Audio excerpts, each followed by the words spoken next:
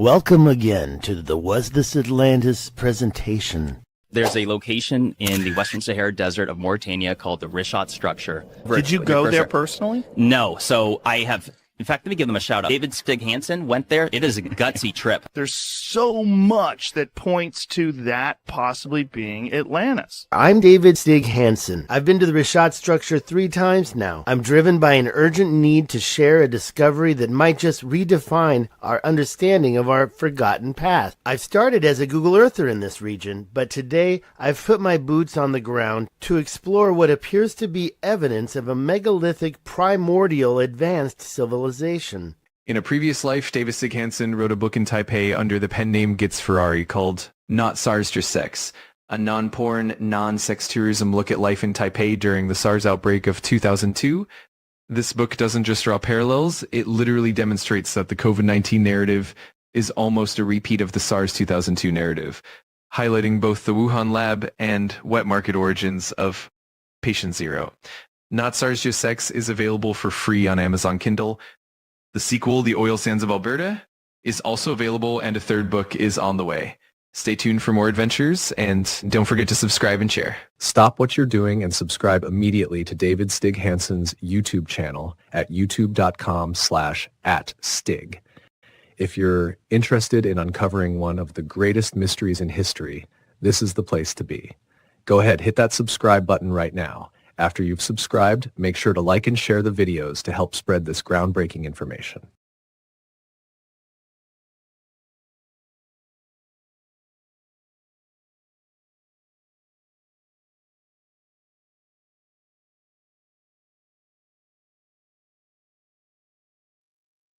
Hello, hello, hello. What's up, bro? How are you? Doing good. How about yourself? Pretty good. I'm only wearing this because it's cold here, man. It's really cold. I'm in the desert. It's freezing. Yeah, in the wintertime, I start wearing beanie hats. It starts getting too cold. I was going to run in and get one. So, what are we doing tonight? We're going to talk about Atlantis. Is that what you want? We're going to do it. We're talking about Atlantis. Yeah, I've done plenty of discussions with a lot of people about Atlantis, all the way from, it being Egypt to being, where you talk about, Oh, shit! What? I'm sorry. What was that? Oh, shit! Couldn't hear you there. Egypt, huh? Yeah, I heard that one. Santorini. That's the Santorini theory. Go on. Yeah, so, I hear different theories, and I like to talk to people about it because, it's an interesting topic. Everybody wants to know what Atlantis is because it's supposedly this known location that's the most advanced civilization, or was an advanced civilization, and some people consider it more advanced than what we are today. So, it's a good subject to talk about. Okay, real quick, give our audience everything about you, your channel, your everything. What's your name? Yes, I go by Rebirth of the Word. I wrote a bestseller. It's on Amazon, Journey Through the Origins of History. I have a website, rebirthoftheword.com. I have my own YouTube channel, Spotify, Rumble, and all kinds of different things. Everything that you can see or find about me is on my website, rebirthoftheword.com. I like writing articles and just sharing what I've learned through reading books. And I've read a lot of books, so I got a lot of information to share. You have there's so many things to talk about, and I don't want to say too much, but you have a blue heart. Blue heart? What you mean? Purple heart. Sorry, purple heart. Yeah. I was like, what the hell? Yeah. I was wounded in Afghanistan. I have. So rebirth of the word means your rebirth. You were saying that before, right? Yep, it's my rebirth. It's I got a second chance at life, basically. So, why waste it on, nonsense when I love history and I have a passion for history? And since I have the opportunity to research and read, everything that I want, I have a lot of, like I said, I have a lot of information that I just share. I go off of what the sources say, I cross-reference what people say, and there you go. And just because what? Just because they have a PhD or some kind of credentials doesn't Yeah. mean that they're right. That doesn't mean anything. You still got to go back and cross-reference their stuff to make sure that they're telling you what is accurate. Because two PhD recipients can have different arguments about their own theories, and that's why we have all these debates and arguments and all this drama in the history world. I never knew that there was so much drama in the history world, man. So much drama, right? So much drama. You But it's funny. It's funny though. It's fun though because it breaks. Sometimes I read a lot, so when I take a break and get on social media, I already know that there are going to be plenty of people who aren't going to take me serious. So when they come at me a certain way, then I come back at them the certain way. It's a two-way street. How you respect me is how I respect you. I'm always going to respect you first, but as soon as you cross that line, then hey, the line's crossed. There's nothing else to go back on it. So drama drama brings attention to a lot of shit. A lot of people say they don't want to deal with drama and this, that, and the third, but I mean, you can't have. There's no way in the world you cannot. Okay, have but any let's drama. talk about it. Let's talk about it right now. You told me, and you're the one with the data. I don't do the reading. You do, and now I just watched that video by some guy. I forgot his name, but he said Sitchin was a freaking plant for the CIA, and I can kind of understand it. Sitchin, he said the Anunnaki were from the planet Nibiru, where every picture you see them coming from the water. You see it in every almost image. Now, give me a statement about that, because you got the book that proves that Sitchin was not correct. Well, he kind of contradicts himself because he talks about the Abzu, which is ABZU or ABSU. And that's basically like fresh water or seawater. It just depends on the context, I guess you could say. But it has to do with the primeval waters. It's just basically water, right? Primordial, maybe primordial waters. Yeah. That's what I meant. But the idea is that everything has to do with water when we talk about the creation stories in Sumerian. And Enki was known as a water god, or sometimes in a fish suit. And it makes you think that, what cuneiform tablet says that they came from a planet? Because there's plenty of cuneiform tablets, cylinders, depictions, and so on and so forth that says that water was where these gods or so-called gods came from. And it just gets down to the idea of what time frame do you use for your sources, because a lot of people say that the Sumerians said something, but it wasn't really the Sumerians that said it. It was the Akkadians or the Babylonians or the Chaldeans that said something.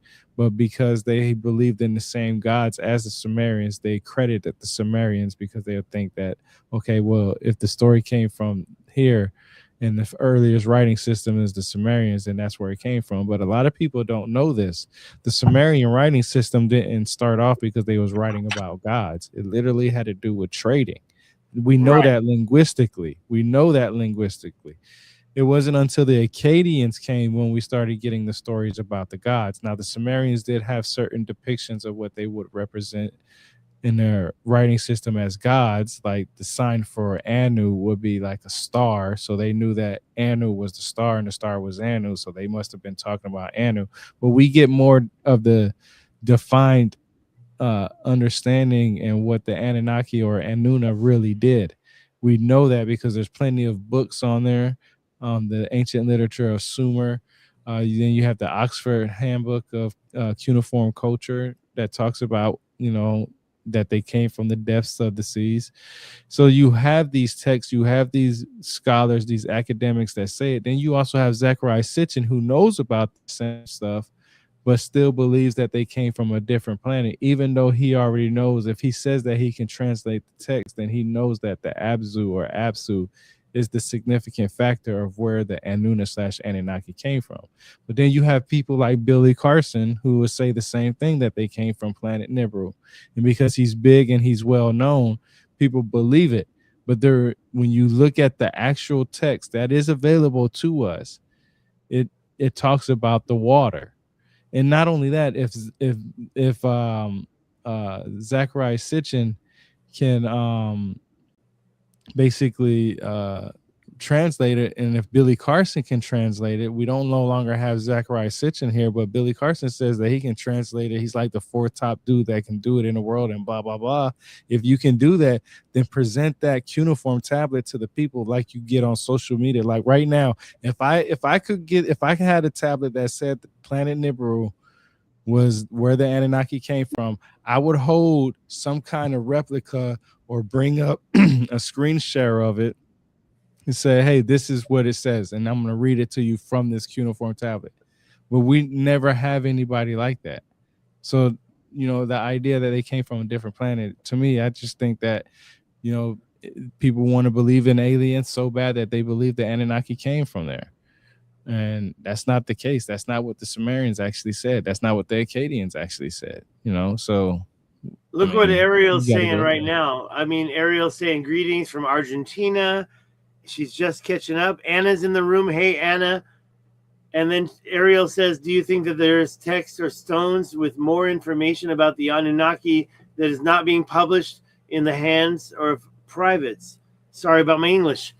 Hey, by the way, your English is great, Ariel. Don't worry about your English. Don't ever say that again. Your English is great. What do you think about that? Yeah, definitely. I believe there are definitely people out there who have tablets and cylinders and stuff like that that doesn't have it. One thing that I will give credit to Zachariah Sitchin, because I know I harp on him a lot, and of course on Billy Carson, because he believes the same thing Zachariah Sitchin believes, is because of the simple fact that you have to be able to provide a source for what you said. I'm just not going to believe you because you believe in aliens. I believe in aliens too. I believe in extraterrestrials. I mean, mathematically, if they say that there's billions of planets and galaxies out there, then obviously there has to be somebody other than us that has some type of intelligence, either greater or lesser, a little lesser than our own. But the point is that I go off of what the actual texts say. So if you can provide it, that's fine. And I know a lot of people will say, well, don't you read around the world that there's different cultures that said they came from the skies? Well, let me explain the skies thing. When we look at the Greeks, they have Mount Olympus. When you look at the Sumerians, their city states where their gods or kings resided on was always on higher ground than everybody else, meaning they were higher in the sky than anybody else. Okay, but not just that. Even if you want to believe in the idea that there's extraterrestrials out there, because of every culture talks about gods coming from the sky, there's also enough out there, cultures and civilizations, that talk about individuals coming from inner earth or hollow earth, or being what they call it interdimensional. So you have all these different theories. So yeah, maybe all those can be right at the same time. But as far as the Anunnaki, we don't get that. We don't get them coming from outside of Earth's atmosphere. So that, and a lot of people, and what's so interesting is our topic is about Atlantis. A lot of people equate that the Atlantis was part of the Anunnaki because Thoth was the Atlantean, right?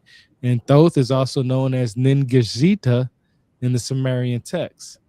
So obviously, well, that's what some people say scholarly, linguistically. They say Thoth and Ningishita is one and the same people. So that means Thoth had to have been an Anunnaki. So it's just interesting how all this plays together and comes together as a piece of the pie. No, I agree with you 100% on that one. And I do agree with this whole global Atlantis theory.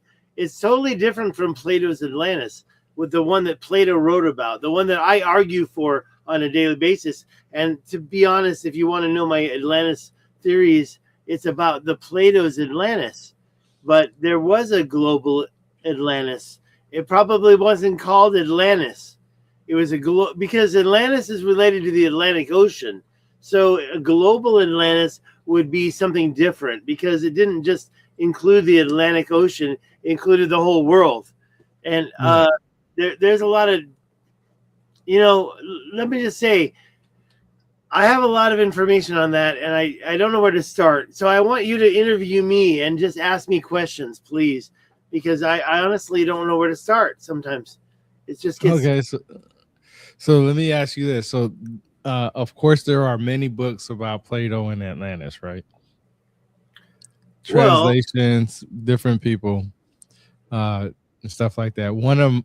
I have, I believe, the Penguin Classics version of Plato's books, all of his books, all of his works that's available to us, and I believe it's from Benjamin Jowett, if I'm not mistaken. I can pull them up. I think But we have the same Jowett. We were using the same Jowett. yeah, And it's true. You're right. There's a lot of translations. And I saw your interview with Michael Donnellan.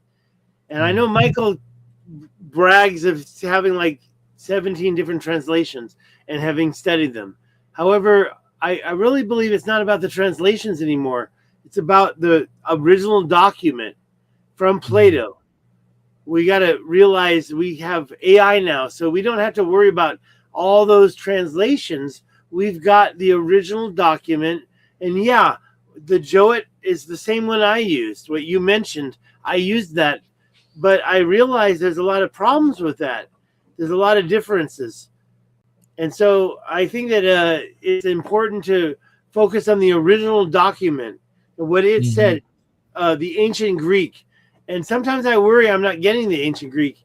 Sometimes I worry I'm getting just the Greek. It's like, is that the ancient Greek or is that the Greek? And so even AI is questionable. So we've got to recheck and double check. And I agree. The ancient Greek version says to me, and I just did some recent versions. And thanks for your comment on my video when I did that. That was AI. If you didn't know, I know you knew it was AI. It was me speaking ancient Greek. And that video, I was talking about what Plato said about whether it was in front of the Pillars of Hercules or beyond the Pillars of Hercules. And I always wondered this because I did look at it a long time ago. And I found out recently it was in front of, not beyond the Pillars of Hercules. So we're talking about like inside the Mediterranean Sea is Atlantis. So, I mean, you got to look at what Plato said in the original ancient Greek. So, yeah, and we have AI now, so we don't have to mess around with all these translations anymore. Even though you're right, I've listened to a bunch of translations of Timaeus and Critias, and I've wondered to myself, is this what Plato really said? And I do think that we're there now. I think we're almost there, pretty much. So let me ask you. I want to clarify. What did you say? You said it was within. You said within the columns of Heracles, or Heracles, Hercules. We have this ancient god named Hercules. Yeah. He was the one that created the Strait of Gibraltar and allowed the water to gush in to the Mediterranean Sea. Sorry. Here, let me have another drink. That might help. The Mediterranean Sea and caused the biggest waterfall in the history of humanity. And in my opinion, it doesn't really matter. I have a lot of feelings about the Mediterranean Sea, and I do believe it was maybe a strip mine. And I do believe that the Sahara Desert was a major mining project. The whole thing, all mined. That's the way I feel about it. But when it comes to the story of Atlantis, it came from Plato. And we've got all these people saying, oh, there was no real city of Atlantis. It's all an allegory. I don't think so. I believe that the allegory issue is said and done. It wasn't an allegory. As far as Plato wrote, it was 100% true.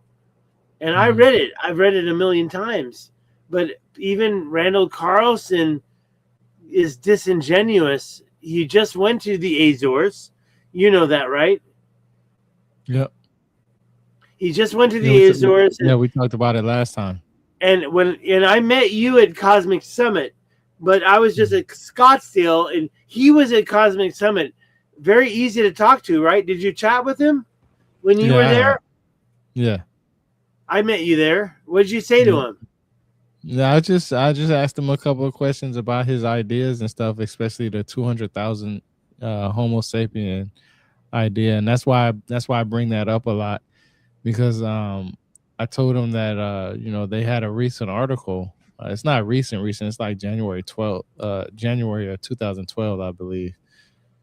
So not that recent, but they had a peer-reviewed article on Homo sapiens going back 300,000 years. And they had another peer-reviewed article where the one that they found in Ethiopia that goes back 200,000 years. They actually pushed that date to 230 or 50,000 years. So it's a much older than what it was previously known. And it's just interesting because everybody talks about humans, but I always ask, what is what is the criteria that is needed to be considered a human? Is it bipedalism? Because there's a lot of argument that bipedalism is the reason why humans started walking up, and they usually give credit to that to around the Australopithecus ramidus or afarensis time frame, and that's anywhere from 3 to 4 million years ago. But there's also species out there.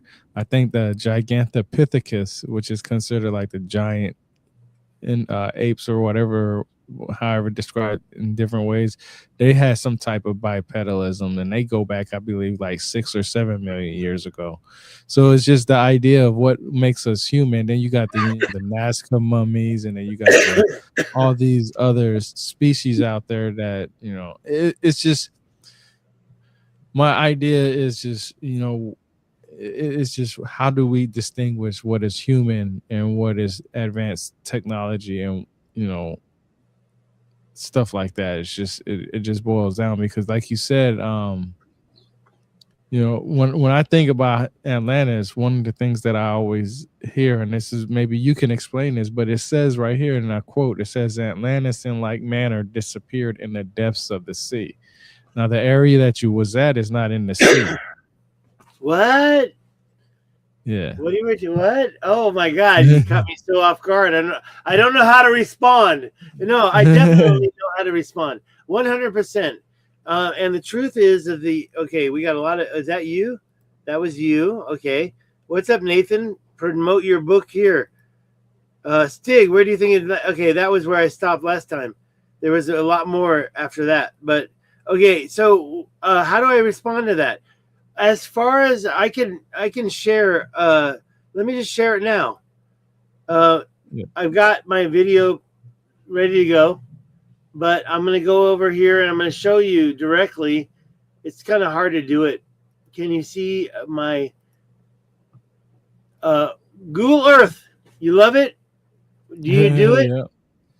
Oh yeah, I use it a lot. Let me just show this full screen and get our faces out of there. There we go. And let's get there we go. And we'll just go to Google Earth and where was I? Oh, I was in California. We're gonna go over to Africa and we're gonna zoom in. Now, what was the question exactly? Okay, so in Benjamin Jowett's book in Timaeus, I quote, it says, "And in a single day and night of misfortune, all your warlike men and a body sank into the earth, and the island of Atlantis, in like manner, disappeared in the depths of the sea." Okay, so let me just show you this picture right here. I'm going to pull it up as soon as I can. It's coming soon. I want to talk about the Paleo river called the Tamanrasset. Tamanrasset. It's right here. Let me just pull this up. There we go. Can you see that? Yep.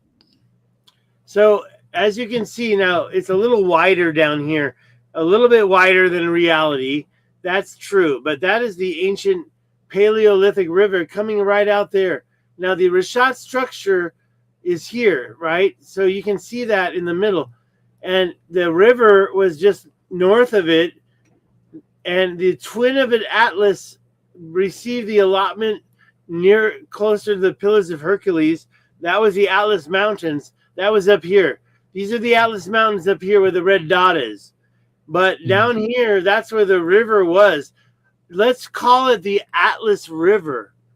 the Atlas River is where the water came from, not just over here, the Tamanrasset Mountains or the Hogar Mountains. There's a lot of names for it. And look at this ancient lake that probably existed right here, the Maghreb Sea. And yeah, there was a lot of water going on. So let's assume that when the cataclysm happened, the water did rush it all. But the Atlas River coming from the Atlas Mountains right here, it shows here very small. I don't believe it's so small. I believe it's a lot larger than that. And yeah, it was probably controlled. So they had a lot of dams and aqueducts and a lot of water controlling. And then when that cataclysm happened, it just flooded everything, including the Rashat structure, which is right there. Okay. All right. And this source comes from what exactly? Well, that picture right there is a collection of pictures. It includes the ancient Tamanrasset Paleo River, which that's fact. That's not a. And then there's also the Maghreb Sea, and what you just saw there. Let me just put it back up. Whoops, sorry. There it is. The Maghreb Sea here isn't exactly the way I always thought of it, but it's about where the water was controlled in the past, whether it was an actual natural sea or whether it was a controlled, created, man-made sea. That they could have been a man-made reservoir. You got to understand, I believe this was like 13th. This is the end of Atlantis 13,000 years ago. But before that, what was going on? I got a lot of stuff to talk about that. Yeah, because okay, so, and they were able to. This is scientifically proven too, right? Like they took sediments up and that's an estimate. I think the Tamanrasset River is scientifically proven. It came from two different mountain structures. The one to the north was the Atlas Mountains, and if you don't know me, Plato wrote that the Atlas Mountains was Atlantis. Plato pointed right there. Right north of the Tamanrasset was the Atlas Mountains. So it's like that's what is Atlantis in the story. King Atlas, the Atlas Mountains, and we have all sort of the mountains to the north. There's so many things to talk about. Okay, we got all sorts of comments coming in here. Let me show them all. This one is talking about Plato's work on Atlantis in Greek.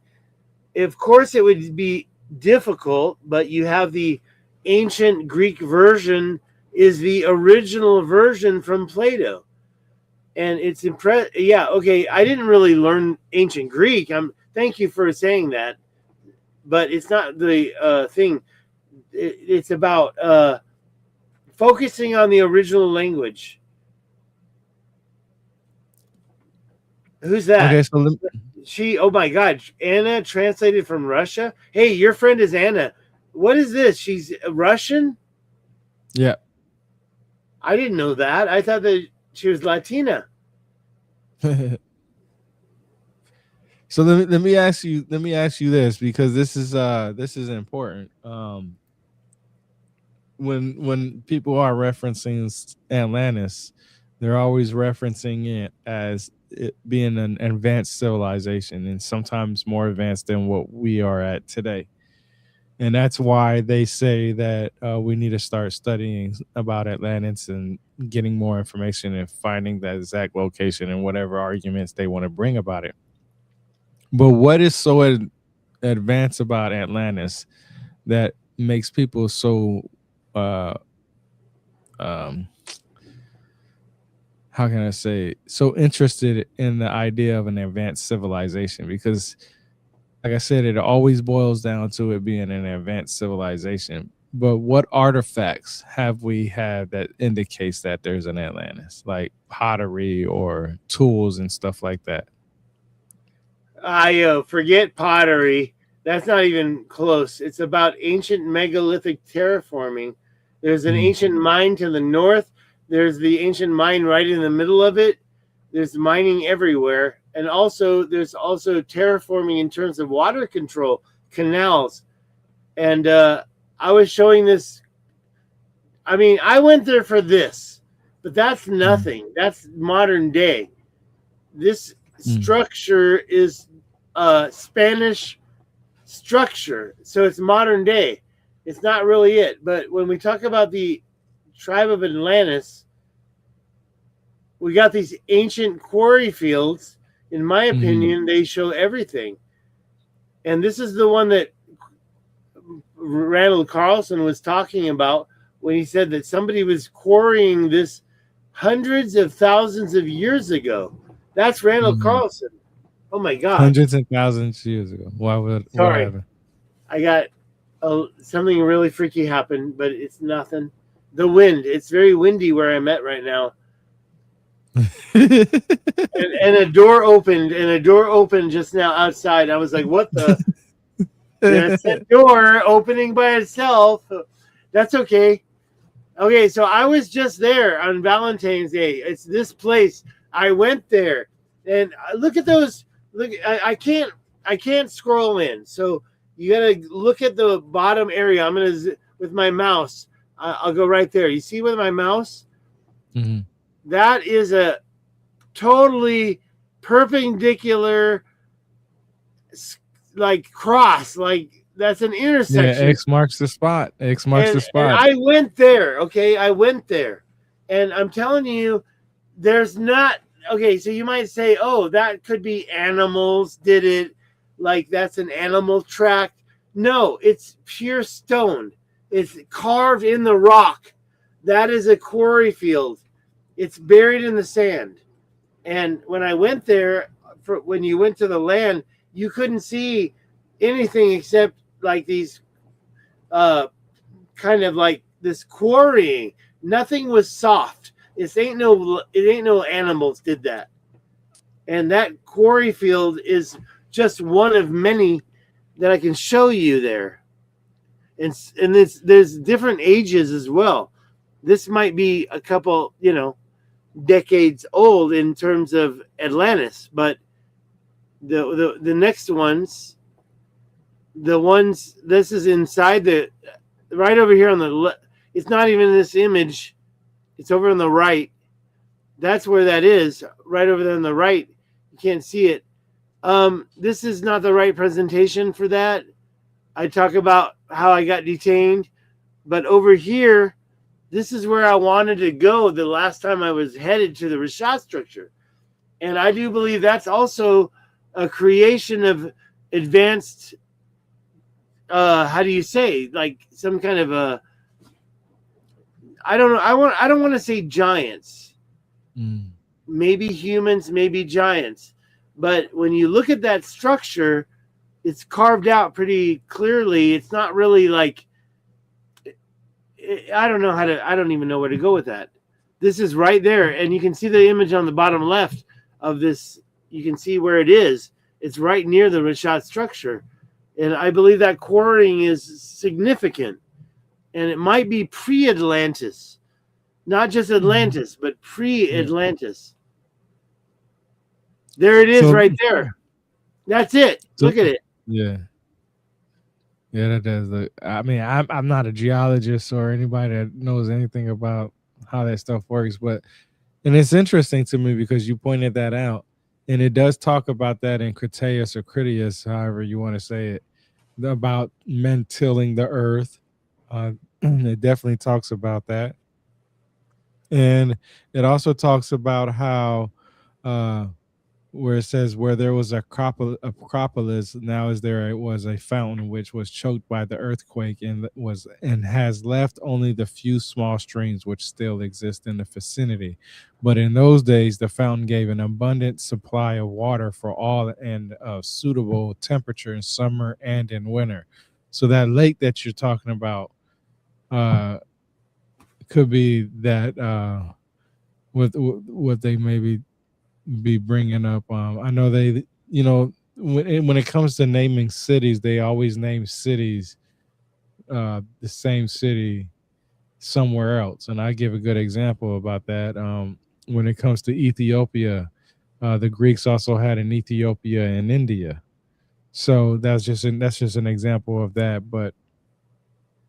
So you're saying that they're advanced civilization because of their way to be able to terraform the earth, basically manipulate earth to whatever needs they need. Yeah, I do. And when you look at stuff that I found up above, there's the Eye of Africa right there. I think everybody knows where it is, right? And we can talk about that all day. And the stuff that I just showed you is right up there.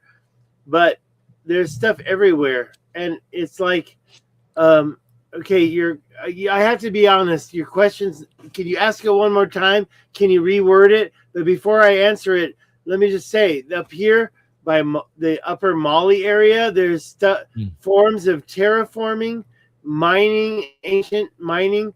And over here in this area, Mali, that was Mali over there on the left. But over on the right, we've got all sorts of stuff going on here, right there. And in Algeria and Libya, over here in Tassel Niger, I think I can demonstrate that was all ancient mining for sure. But go ahead, say that one more time, because I have to be honest, I'm a little discombobulated. No, I was just asking, like you believe that their technology, their advanced technology that people consider that they had was basically terraforming the earth. Like I said, I've heard different theories. Some people say because of megalithic structures, like building pyramids or sphinxes, are considered an advanced technology. And then I've heard that traveling by seas and water was an advanced technology. And then I'd like to give an example as when people say advanced technology, where in the Timaeus or Critias does it say anything about advanced technology? Like, what gives you the idea that they had some type of advanced technology? No, they're not talking about advanced technology, but they're talking about Atlantis itself. And they're a seafaring nation. They were seafarers. And okay, so Timaeus basically introduced the whole story. And then Critias was the real story, both told by channeled through Plato through Critias the Younger. Critias the Younger was the one talking about this. Critias the Younger talked about how he had the writings of Solon still in his possession. It wasn't a telephone game. He said, I studied them as a young child. Plato wrote that Critias still held the Solon writings in his possession. And also Plato himself was supposed to have been a descendant of Solon. So he also probably saw these writings, and he tried his best to talk about that, how big the capital was and how long ago it all happened. But honestly, I mean, in my opinion, what I'm showing you right now, this is much older than Plato's Atlantis. This is what I believe is an ancient mining site. Look at this. I just showed you this. And you can see all this stuff going on. Ancient quarrying, in my opinion. You can't say that is natural, and you can't say that is it's man-made, or maybe somebody older. And this whole area right here in Algeria, you can see over here as well, it's been quarried. You can look at it yourself. It's all been quarried. And so to say like it's all about what Plato wrote, it's just unreasonable at this point. I'm a Google Earther, so I show my stuff in Google Earth. And what I have to show, I can keep showing. This is not a good example here, but wait, let me go back out. So what I want to show you here is this area. This area shows so much, just so much what I believe is ancient quarrying, not even natural at all. Ancient quarrying. You can see the lines. You can see the cuts. Go And on. where do you think they was taking these things were? And like you said, you think that Atlantis was that their abilities was basically able to terraform. Is when I read it, I just read of a civilization that just got flooded out by somehow. That's how I read it. As far as it being an advanced civilization, I always ask what is the criteria needed to be considered a civilization, because most people would say the Sumerians are considered the oldest civilization because of their writing system. But then you have different ideas like Margaret Mead, who says there's a femur that was healed, and then they found, I believe, some bones in Spain that I just learned about today that depicted somebody who might have had some kind of handicap and might have needed help from other people. So, what is this? What is so important about Atlantis that strikes people interesting? Because it happened around 12,000, 13,000 years ago, but humans been on this planet, depending on what you want to use as your source, 4 million years. And they've been doing things. There's sites in South Africa that are older than Atlantis and Göbekli Tepe. Maybe, right? maybe. We hope so. Maybe I hope you're right. there. I hope you're right. Well, they have these and this is an argument, but the Inky / Adams calendar is actually called the Adams calendar, and because a lot of people like to tie in the Anunnaki in there, it's also called the Inky's calendar. And it's a place in South Africa that some people say goes, I've read anywhere from like 50 to 250,000 years ago, right?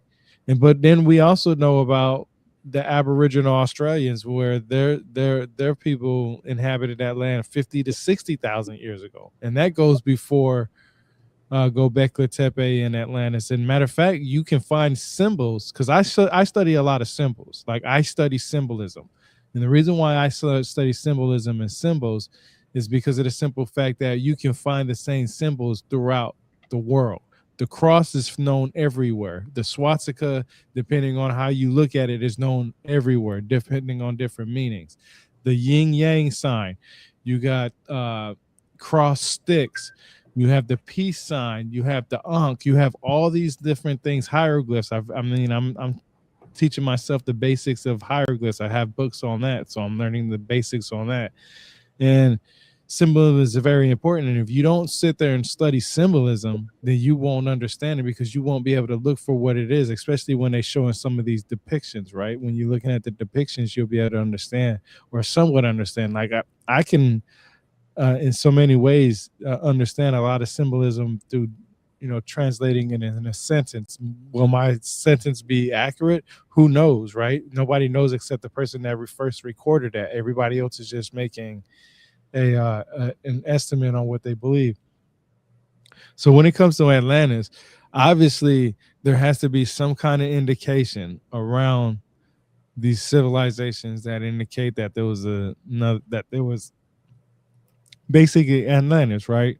The Sumerians should have talked about them. Göbekli Tepe, they should have kind of depictions that talks about it.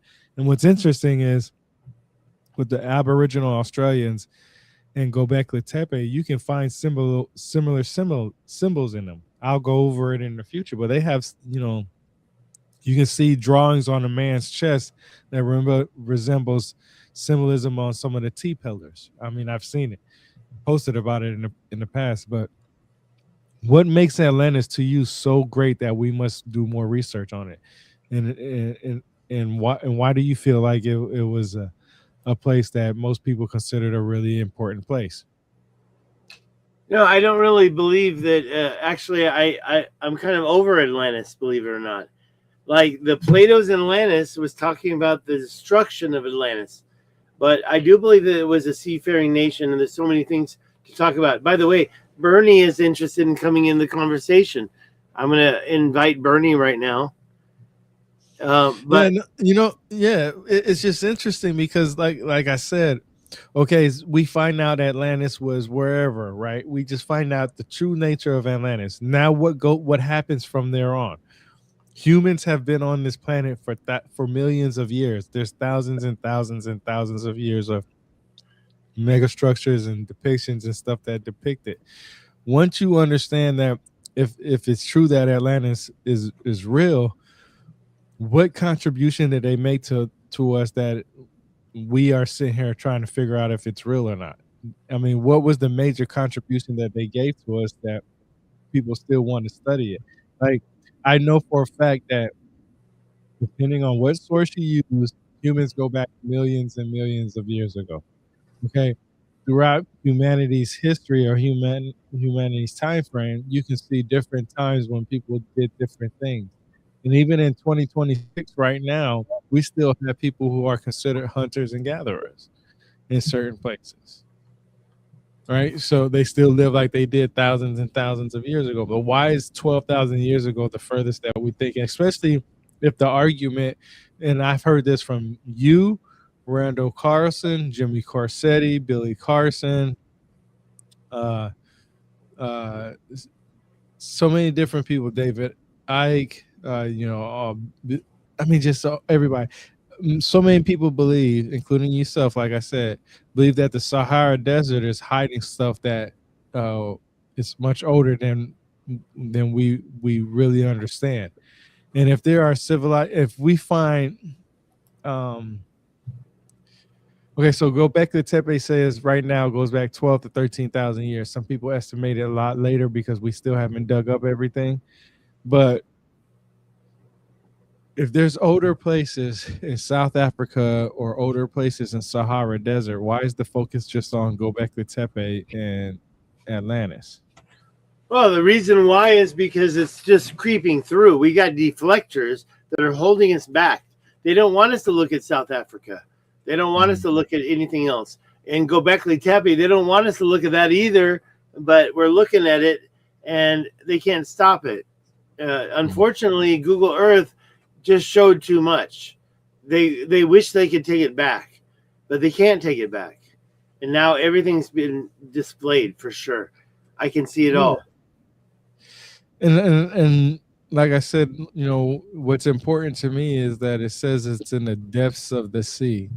Now, when I hear the word depths of the sea, or it was in the, it was earthquake or shaking, what's in that area where you were at? What's up? What's up? What up? What up? Sorry, I'm in the dark and with my boy Josh. Yo, what up? You're doing such epic presentations. I figured I should just join to restream to my audience to share your guys' great research. All right, thanks, man. Thanks. Thanks for joining. No problem. Stig, happy belated birthday, and I love you, Stig, and I love you, Tyrone, and it's amazing. Love you guys' work, and I can't wait to be down with you, Stig, in Cali coming up. Unless you know what, I might just cancel my whole trip to Spain this month. It's January. I want to get to Spain. I got the money for that, but why am I going? Am I going to go to the Eye of the Sahara again? It's a big question, and I don't know what's going on. I'm going to do a new campaign for more money because it's all about money. And I already spent all my money. I've been there 3 times, bro. 3 fucking times. 3 fucking times. And I need more money for my 4th trip. And I was already there for a 4th trip. And I got detained. And now Molly. You went there a 4th time and they detained you. And we did that live stream to save you. And I'm glad that we got you out of it at least. That was you. Why are you in the dark? Get in the light, bro. What's going on? Because I'm just the mystery man with the cherry ash right now. Okay, you got the cherry ash. All right. Yeah, okay. We're good. We're outside in the freezing cold. Oh, there you can kind of see. Oh, my God. It must be so cold because right now where I'm at, it's cold as F. It's so cold. And it's 55 degrees Fahrenheit on the ground. Stig, is there ice and snow on the ground? You must be so much colder than me.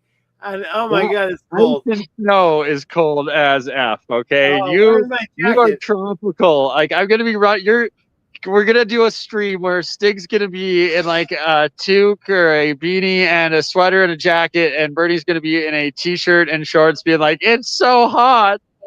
Well, that's what he said. He said he's all hot. I'm like cold, and I'm ready to get in the jacket right now, man.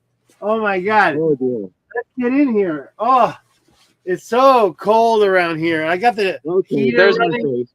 There you See, are. You Welcome. can see. I've got the Welcome. fur, I've Oh my got God. the hoodie. Look. I've got the. Bernie, you gotta give you. I can't wait to be in California. Yeah. So I'll be there for 2 full months. I'm just gonna show my friend Josh's epic art and room off here quickly. So, well, that's why we're facing up. Just showing the art. Yeah, we're good.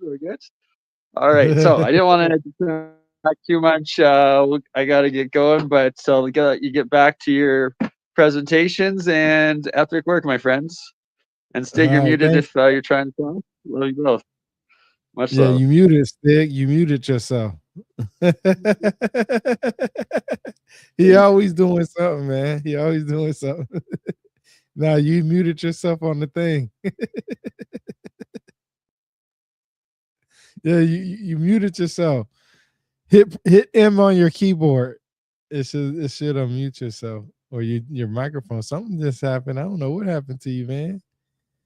You over there messing with stuff. Yeah, there you go. See, perfect. No, you still muted. Now I can't hear you at all. And you're not even muted. What you do? What you always messing with stuff? You always messing with stuff. You always pressing buttons. Look at you. See? Yeah, you went back to being mute. See, he always doing something. He always messing with something. But this is perfect time for me to promote my book while we're waiting for him. So while you're waiting for him, this is my book, Journey Through the Origins of History. It's a bestseller on Amazon, or was a bestseller. It stays in the top 100. I also have a website, rebirthoftheword.com. I write articles on there, and I share all my stuff on there. I also have a YouTube channel, so subscribe to my YouTube. It's Rebirth of the Word 7099. I say that again, Rebirth of the Word 7099. And what I like to do is I have a series on there where it's called What I've Learned from Reading These Books. So I pick a book in my library and I just go over it. I have a lot of tabs on there. I also have a Kindle, which I get a lot of books on there. So I do them on my Kindle also. Hello. You good? You hear me? I was just promoting myself while keep talking. Go on. Keep talking. No, don't stop. No, I was just saying that I was just promoting myself. I was already pretty much done. And what happened to Bernie? He just split. He finished. He just wanted to promote to his audience to come in to watch the show and stuff like that. Okay. Wow. All right. Thank you, Anna. So been talking about. You think Atlantis is where you think Atlantis is at? You believe it's the capital of Atlantis? Okay, so let's just say this, and let me just show you with my thing here that is Plato. Plato wrote. This is the Mediterranean. I was actually going to get into what the in between tales was going to say. That's where I was getting towards. That's why I asked the question because I wanted to see what you was going to say about this part next. So yeah, go ahead. Okay, so the shoal of mud. I have a slide on that, and I don't have it handy, but do you think a shoal of mud is going to happen in the middle of the Azores? The shoal of mud? I don't think the shoal of mud is going to be happening out in the middle. Well, show people where Azores is at real quick so they can see it. It's right there. Can you wait? Let me see if I can remove it. That's the Azores right there, right? And I already checked. Let me just pull it out. That's the Azores right there. Now you're going to say that equals 200,000 square kilometers?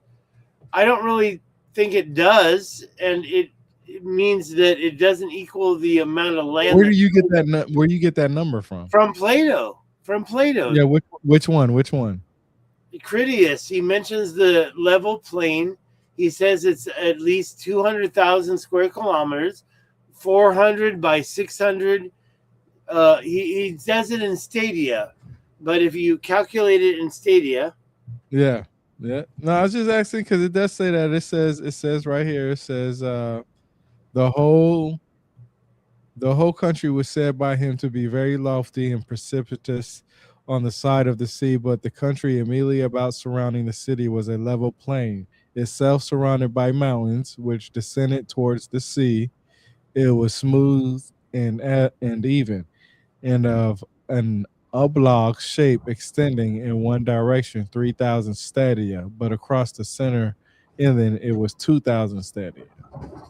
What the hell, man? That was a lot of wind just now outside. I hope that my Starlink isn't getting messed with. And it's so far so good, right? That was harsh, though, just now outside. And I hope I'm showing it to the public. This is the level plane I think you're talking about right here. Look, I mean, we don't... what you just read doesn't mention the fact that it doesn't go straight out into the Atlantic Ocean. It's the mountains. You said surrounded by mountains. Where are those mountains? The mountains to the north is what I remember. Am I not correct that Plato wrote the mountains to the north? Because the mountains to the north, in my opinion, were the Atlas Mountains. And for the earlier, we were talking about water and why it was so far inland. And the thing that I never got to mention before, Bernie popped in, was the fact that the Tamanrasset River came right through where my arrow is, right through here, coming out right here, right there where you got your shoal of mud. There's your mud, in my opinion, and you've got your Tamanrasset coming right out through here, just north of the Eye of the Sahara. And yes, I believe that was an ancient sea. And yes, I believe there's a lot of controlled water in this whole area. But the Tamanrasset Paleo River went right along this area here. And I do think that you have a lot of proof that there was ancient quarrying in that area. Like this part right here. There's just too much going on. Those walls and this ancient, these cuts, they're 3 different directions, and that's the thing that I'm talking about right here. A lot of stuff was going out there in the Sahara Desert.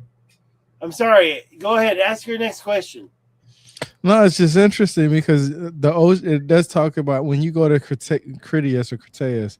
What I like to do is like I said, if you know how to use technology, you don't have to worry about trying to read the whole thing to find a piece of word that you're looking for. So what I like to do is I like to hit Control F on my keyboard, and it brings up a little search box, and then you can type in, especially if it's online, you can type in what word you're looking for, and it'll take you straight to every sentence that had that, or every word that's in that book or whatever. So when you type in ocean, one of the first things that you'll get to is when it talks about. It says, of the combatants on the one side, the city of Athens was reported to have been the leader and to have fought out the war. The combatants on the other side were commanded by the kings of Atlantis, right? Which, as was saying, was an island greater in extent than Libya and Asia, and when afterwards sunk by an earthquake, became an impassable barrier of mud to voyages sailing from hence to any part of the ocean. So that mud barrier was an impassable barrier. Okay, that happened after the earthquake, and it was, hard for them to get to any part of the ocean. And it also says the barbarians and families of the Hellenes, which then existed as they successfully appear on the scene. But I must describe first of all Athenians of that day and their enemies who fought with them, and then the respective powers and governments of 2 kingdoms. Let us give the precedence to Athens.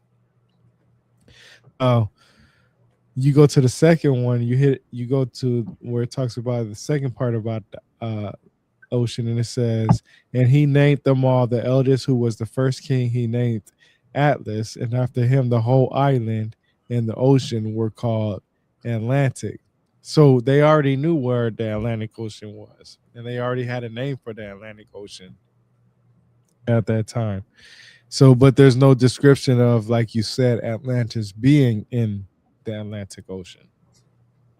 Right. It's not about just the Atlantic Ocean. It's about past the Pillars of Hercules. Mhm. That's where they were saying it. And when you get into the mud, look at this image right here. I shared this on purpose because the impassable barrier of mud, it doesn't make sense if it's out in the middle of the Atlantic Ocean. It's more sense if it's part of the continent that we can say is bigger than Libya and Asia combined. That continent, that island, was the comment that Plato mentioned in the first Critias, Timaeus, when he was introducing the story, and he said something like this, and he was talking about mud. What you don't understand is mud doesn't just grow around an island in the middle of the Atlantic Ocean like the Azores. Mud grows around something like a river exit, like if you look at any river. Well, why does it dry up? There's more than just the mud. There's more to the story, I believe, in my heart. But when you mention the mud, it's not going to happen in the middle of the Atlantic Ocean. It's happening up against the coastline, in my opinion. And Chris Tolworthy. By the way, this slide comes from Chris Tolworthy. He doesn't really watch my stuff anymore. He's been doing his own thing. But he opened my eyes. Chris Tolworthy, so many things he said about Atlantis that I now understand better. Moving on from this slide. You'll do me a favor, bring up this slide that I just presented, because I want to show you how I can understand why you believe what you believe. And just like I can believe why some of the people believe the other stuff that they believe, because I see the evidence within in the best way that I possibly can. So this is the Strong's Concordance, right? And this is, oh, you took it down. Yeah, so this is Strong Concordance. I like this because this is used a lot when you're trying to translate what's written in the Bible. And it comes from the Greek translations, basically. The Greek translations from the Hebrew and the Aramaic text and so on and so forth, right? So when you go to the Strong's Concordance and you're looking up island, right? Or coastland, some people will call it. It basically means dry land, a coast, an island. So where you believe Atlantis is, it's dry land. This is according to the Greeks themselves. And it also means the number one means that it's properly a habitable spot. Now, where you showed where the water was around it, and that's just an guesstimate on how it looked, that would be an absolute place that would be a habitable spot to live, a desirable spot. Maybe not no more as much as it was before in the past that it is now, but it literally tells from Ava properly a habitable spot as desirable, the dry land, a coast, an island country right here, isle or island. And it comes from the Hebrew word Ava. Okay. And you can just click on that and it'll tell you the same thing. It'll give you all the information about it. Here we go. Basically, something desired, had a craving, been greedy, to wish for. I mean, you look at different ways of these words, and it tells you, it gives you the Bible's scriptures of where it uses the words in its ways, and that's why I was asking, what other text can be described as Atlantis? Like, could it be described in the Holy Bible in some ways? You would have to read about. You can see where it says here. Let's go right here.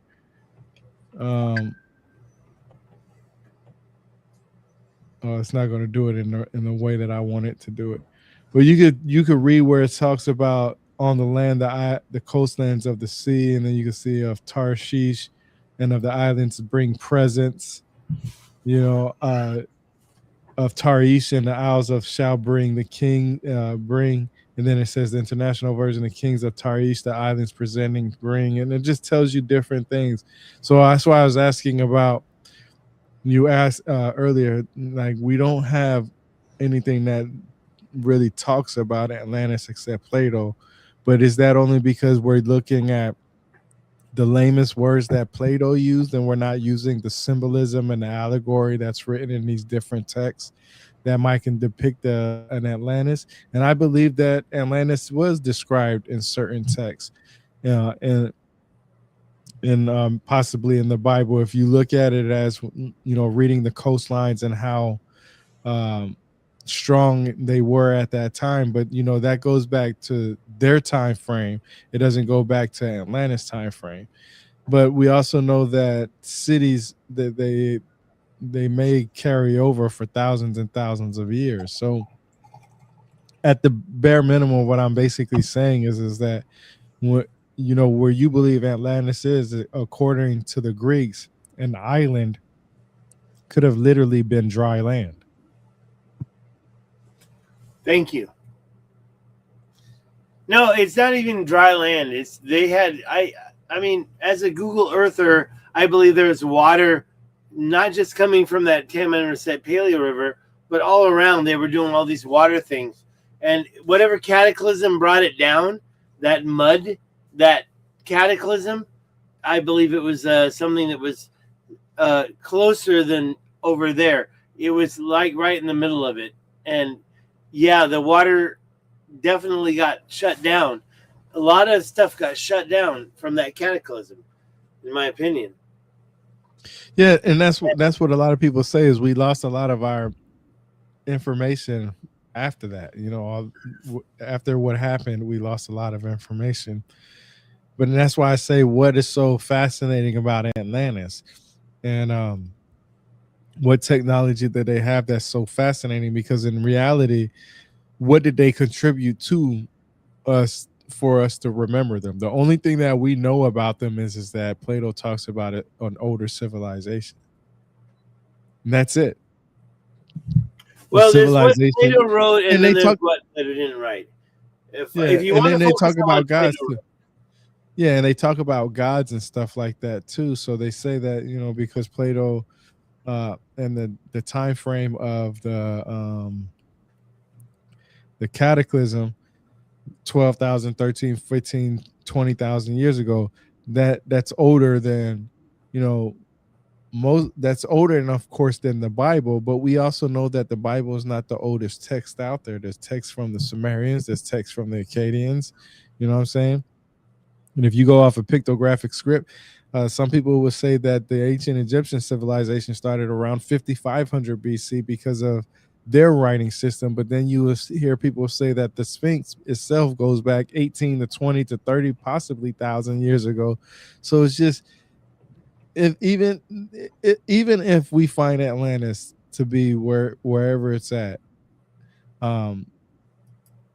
does that mean that they were more advanced than the people in Egypt if we have water erosion that's in Egypt?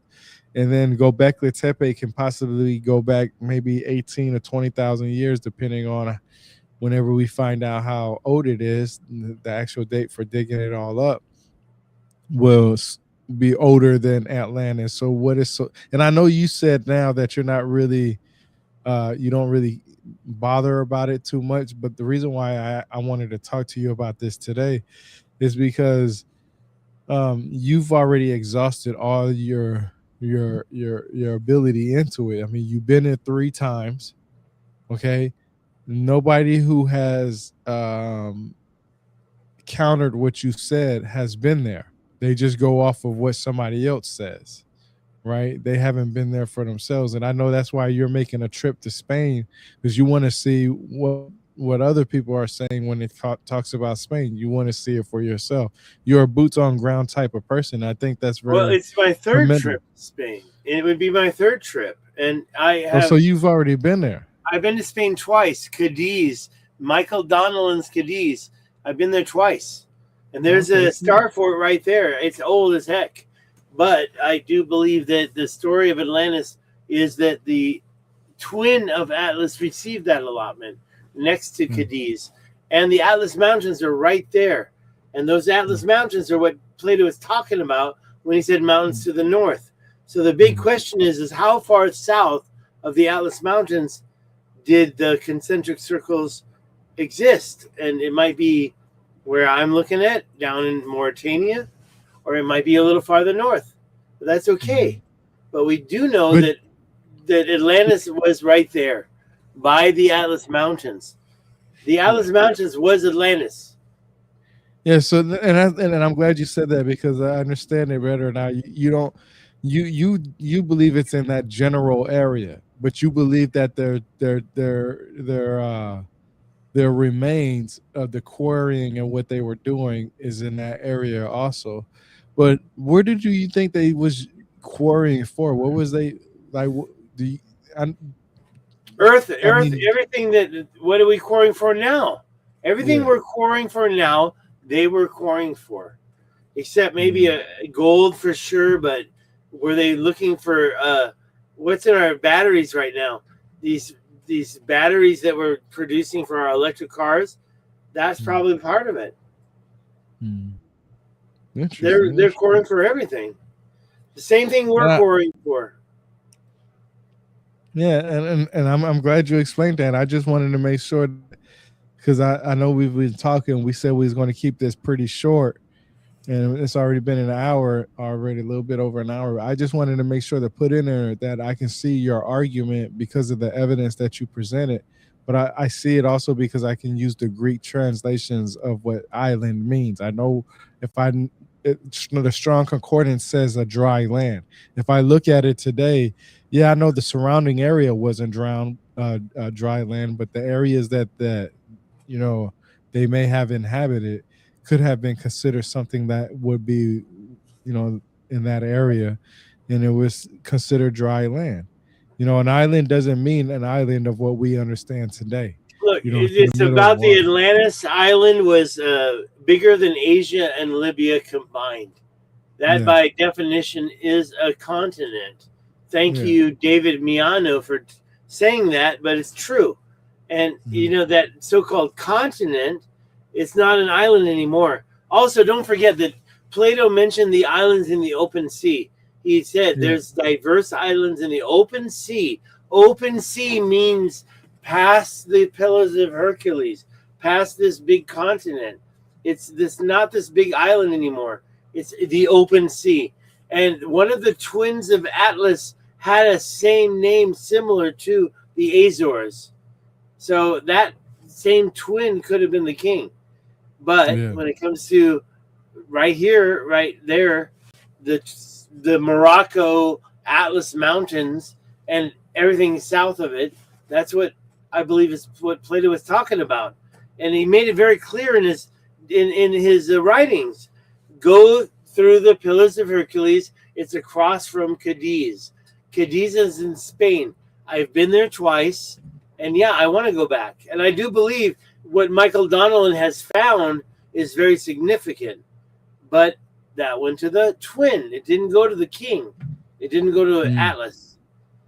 South of the mountains, that was the Taman Reset and the ancient Paleo River, and basically the Eye of the Sahara.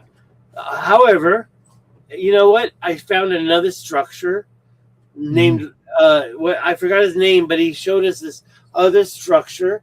There's a lot of these circles out there, so there's all sorts of stuff that could have been real out there, especially closer to the Atlas Mountains. I believe that. I believe it in my heart. Well, that's really about it, man. I think we covered it pretty good and good timing. I like how you pointed out for the fact that you believe the main part is in one location and the twin had the other. So you're not denying the other ones. You're just saying, hey, this is where the bread and butter was at. And I respect that. And I like that. This was actually I like this That's conversation. what Plato wrote. That's what Plato said. The twin received the allotment of land closer to the Pillars of Hercules, across from Cadiz. What does that even mean to you? Does that mean out in the middle of the Atlantic Ocean? Not to me. It means he got the Atlas Mountains. He got Morocco. All right. Well, that's it, man. That's all the questions I had. All right, bro. You know what? It's already 9:30 where I'm at, and I'm so sleepy. I don't know if you could tell, but I've been so sleepy. I don't even want to talk about it. But let's get our act together and keep going with this and talk about it more. We got 74 viewers. Where's all that coming from? Is that from you? Is that from Crypto? I got a lot of comments from Crypto. Crypto's out there still. I think it's from Crypto too. Yeah. Thank you, Bernie, for your help. You came in, you came out. Thank you for that. And yeah, look, I didn't show any of my slides, and I got a whole bunch of them. So if you want to do this again, I'll show you all the slides I've got that prove. Yeah, we'll just have this one be the prequel. Not only was there something going on in this area where I'm showing you here by the Rock of Gibraltar, the Pillars of Hercules, the Strait of Gibraltar, but also the rest of the world, South America, North America. I can show you stuff, and I believe it was a big part of the previous civilization before Atlantis. All right, yeah. We're out. Are we out? We got more viewers right now, 77 viewers. We got the chance to take advantage. Give us your channel one more time, and I'll give you my channel. My channel is at Stig. Just go to my middle name, at Stig. What's your channel? For my YouTube is Rebirth of the Word 7099. Rebirth of the World, and by the word, word, not world. Rebirth of the Word 7099. It's easy to find. I found it a few times. And yeah, you do a lot of great reading, and you're the man who have pointed out that what Chitzen wrote is not true about Anunnaki. Let's hear one more thing about that before you go. Yeah, there's no planet Nibiru that orbits our sun every 3,600 years, and the Anunnaki did not come there to mine gold here on Earth. This belonged to the beginning of the video right there. That belonged to the beginning. But it's true, and I believe you on that. And it's been a misconception, and it's been a deflection, and now we're thinking maybe Sitchin was even, according to the stuff I was just watching by another YouTuber, that he was a CIA plant, and he was just giving us this information to deflect the truth. It did a good job. I'm telling you.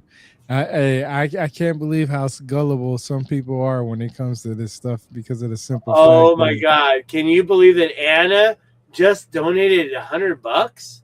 What the heck, Anna? Is that happening right now?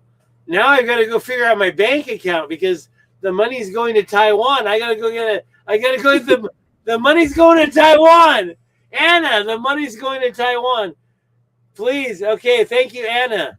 Thank you so much. Oh, elongated skulls. Don't even start me on elongated skulls because those are the evidence that there's this other group of creatures on this planet that nobody acknowledges.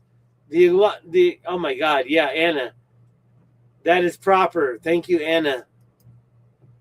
Oh my gosh. I got to go get that money, man. I got to go to my other channel. I got to get my money. So I got to go to Taiwan to get that money. It's in a Taiwan bank account. I'm so thank you, Anna. Anna said she's going to talk to us after the show.